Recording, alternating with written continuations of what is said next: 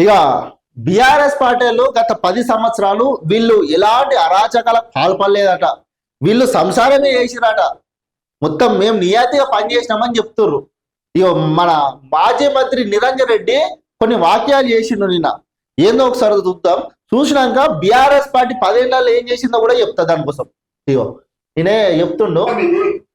Party మారిన 10 మంది రాజీనామా చేయించి మీకు సిగ్గుశరం ఉంటే, నైతికత ఉంటే ఎన్నికలు పెట్టండి.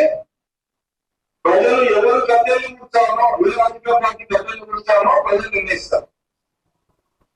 ఆ ఉపాధి గారు అదండి. పార్టీ మారిన 10 మంది రాజీనామా చేయించి మీకు సిగ్గుశక్తి నిర్ణయిస్తారు. ఆ ఉపాధి గారు అదండి. మరి మేము గెలిస్తే మీ గద్దెలు వేరే పుచ్చుకుంది, కానీ మీ గద్దెల మీద అంత ఆసక్తి ఉంటే, కూర్చోడం మీద అంత ఆసక్తి ఉంటే, ఏదైనా నిర్మాణం మీద మీకు దృష్టి లేదు, మీకున్న దృష్టి అంతా కూడా విధ్వంసమే. మరి మేము గెలిస్తే మీ గద్దెలు వేరే పుచ్చుకుంది. పార్టీ మారిన 10 మంది చూసిర్రా, మాజీ మంత్రి నిరంజన్ రెడ్డి గారు మాట్లాడుతున్న మాటలు ఇవి. ఏమంటుండో, మీకు సిగ్గు శరం ఉంటే పార్టీ మారిన 10 మంది ఎన్నికలు పెట్టి పార్టీ మార్పించుకోరని ఆ మాట మాట్లాడుతుండు. ఎన్నికలు పెట్టుర్రి అని చెప్తుండు మాజీ మంత్రి నిరంజన్ రెడ్డి గారు. మిమ్మల్ని ఒక ప్రశ్న అడగదలుచుకున్నా.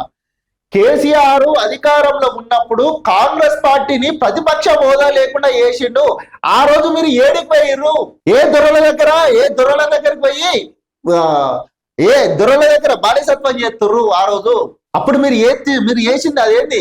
మీరు చేతనేమో సంసారం, ఇంకోళ్ళు చేతనేమో వ్యభిచారం కదా. మరి మీరు చేసింది అప్పుడు వ్యభిచారం కాదా?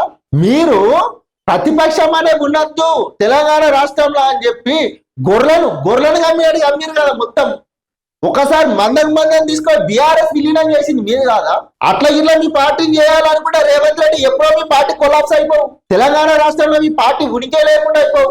బై ఎలక్షన్లు పెట్టి మీరు అని చెప్తున్నారు. మరి మీరు ఎడిగిపోయినప్పుడు, మరి మీ కేసీఆర్ చెప్పకపోయినప్పుడు, సార్ ఇది మనది కూడా కరెక్ట్ కాదు, ఒకవేళ మనం అధికారం కోల్పోయిన తర్వాత కూడా మరి మళ్ళా తర్వాత వాళ్ళు మనం ప్రతిపక్షంలో ఉంటే మరి అధికార పార్టీలు కూడా గిట్లనే చేస్తారు కావచ్చు అని మరి అప్పుడెందుకు చెప్పుకోలేదు మీ సార్కు?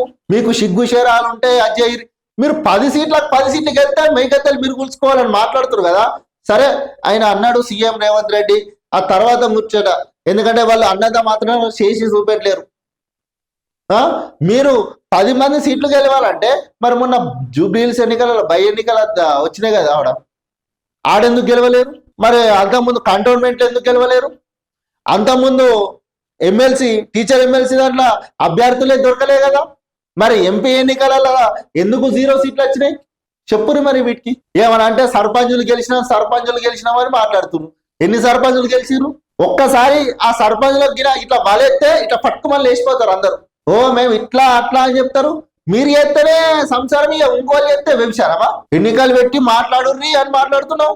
నిరంజన్ రెడ్డి గారు, గత 10 సంవత్సరాలు మీరు విధ్వంసాలు చేసిర్రు. మీరు ప్రతిపక్ష నాయకులను ఎన్ని ఇబ్బందులు పెట్టిర్రు, ఎంత టార్చర్ పెట్టిర్రు. తెలంగాణ ప్రజానీకానికి అందరికీ తెలిసిన విషయమే. ప్రజలను ఎంతగా అరిగోసలు పెట్టిర్రు. కేవలం బీఆర్ఎస్ పార్టీ నాయకుల దగ్గర భజన చేసిన వాళ్ళకి తప్ప